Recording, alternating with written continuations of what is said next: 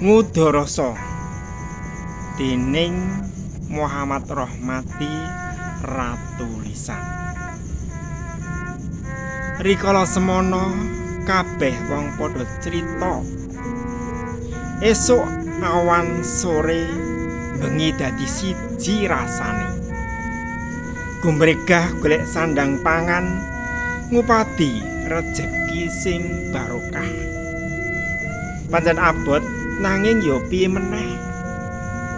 Jenenge wis dadi jejibahan wong urip ana ing alam donya. Duh Gusti, kula namung sakderma nglampahi. Muga panjenengan tansah paring sabar lan kuat.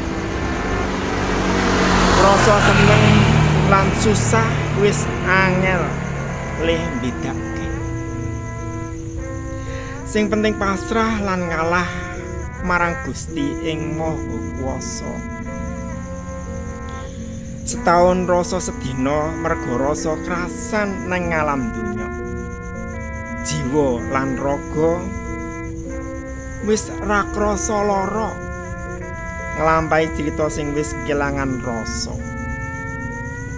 Sing penting siji, waras wiris ngadep pasrah marang Gusti Allah sawiji.